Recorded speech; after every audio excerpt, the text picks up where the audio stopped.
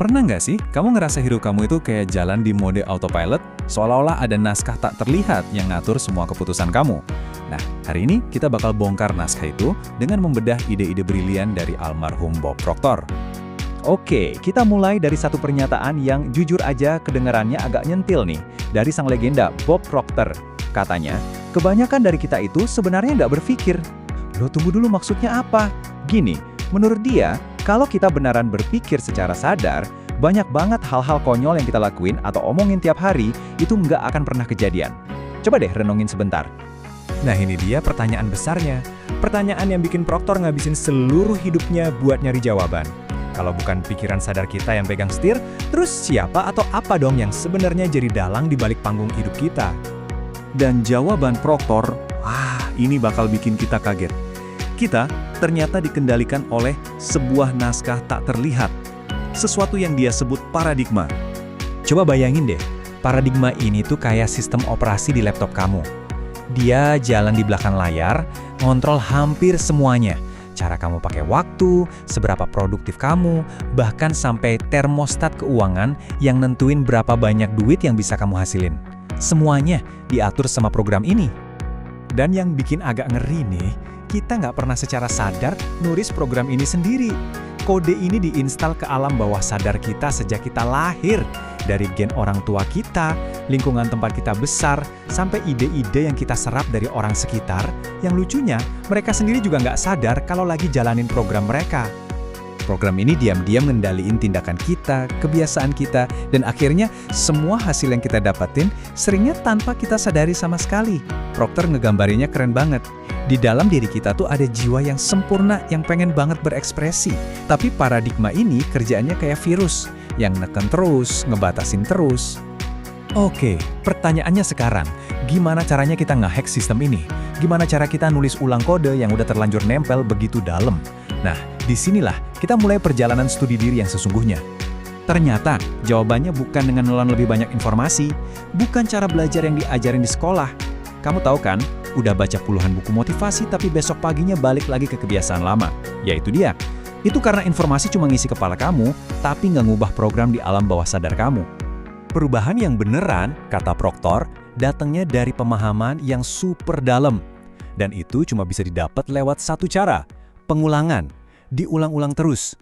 Proctor sendiri baca buku Think and Grow Rich setiap hari selama puluhan tahun. Tujuannya bukan buat ngapalin, tapi buat nanemin ide-ide itu sampai benar-benar jadi bagian dari program bawah sadarnya.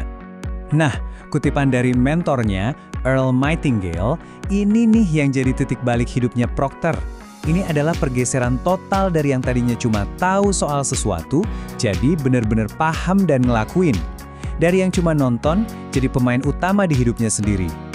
Pemahaman mendalam ini juga berlaku buat konsep yang lagi nge-hype banget, bahkan mungkin udah terlalu populer, hukum ketertarikan atau Law of Attraction. Menurut Proctor, kebanyakan dari kita salah kaprah soalnya. Gini, Proctor ngejelasin kalau hukum ketertarikan itu cuma akibatnya, bukan sebabnya. Anggap aja kayak bayangan, kamu nggak bisa kan ngubah bayangan tanpa ngubah bendanya? Nah, hukum ketertarikan itu bayangannya. Terus bendanya apa? Ada hukum lain yang lebih dasar yang kerja di baliknya. Ini dia kuncinya, hukum getaran atau Law of Vibration. Hukum ini bilang kalau semua di alam semesta ini bergerak, bergetar. Nggak ada yang diam. Kamu, saya, bahkan pikiran di kepala kamu sekarang ini semuanya bergetar di frekuensi tertentu. Dan aturannya simple, kamu cuma bisa narik hal-hal yang getarannya selaras sama frekuensi kamu. Oke, ini kedengarannya agak abstrak ya kan? Kita kan nggak bisa lihat frekuensi ini pakai mata. Jadi gimana caranya kita tahu sinyal apa yang lagi kita pancarin ke alam semesta? Gimana cara kita ngukur getaran kita? Jawabannya ternyata sangat simpel dan nggak bisa dibantah. Lihat aja hasil di hidup kamu. Hasil nggak pernah bohong. Kalau kamu terus-terusan narik masalah, kekurangan, dan rasa frustrasi, ya itu cerminan sempurna dari frekuensi internal kamu. Titik, gak ada debat. Dan ini dia cara brilian buat ngertinya. Pas kamu bilang, aku lagi seneng banget atau aku lagi bete, sebenarnya kamu itu lagi ngasih deskripsi sadar tentang getaran yang lagi kamu alamin. Jadi perasaan kamu itu ibaratnya papan skor getaran kamu. Indikator langsung dari frekuensi kamu saat itu juga. Nah, begitu kamu udah paham cara ngubah getaran kamu dengan cara ngubah program bawah sadarmu, sekarang kamu siap buat ngerjain tugas yang paling penting dari semuanya, nemuin tujuan sejati kamu. Proctor ngotot banget. Titik mulainya itu bukan pertanyaan, gimana ya cara dapat duit banyak? Itu pertanyaan yang salah. Pertanyaan yang benar, yang paling pertama dan utama adalah, apa sih yang bener-bener gue suka lakuin? Dia ngajarin satu ide yang radikal banget. Kamu harus misahin antara tujuan hidup kamu, yaitu ngelakuin apa yang kamu cinta, sama skill buat nyari duit. Keduanya itu hal yang beda. Anggap aja kamu punya 2 rekening pendapatan, satu buat kepuasan batin, dan satu lagi buat uang.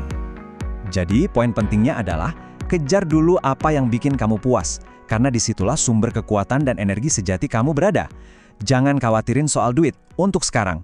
Bukan berarti uang nggak penting ya, tapi menghasilkan uang itu skill terpisah yang bisa dipelajari setelah kamu nemuin sumber energi utamamu.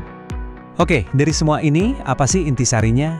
Apa inti dari puluhan tahun studi Bob Proctor?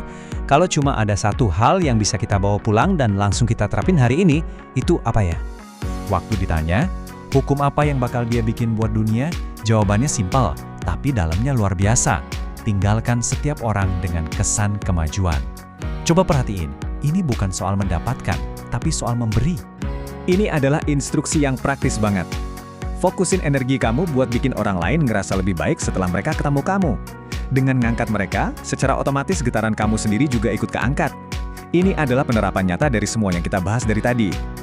Jadi, naskah takliat itu beneran ada.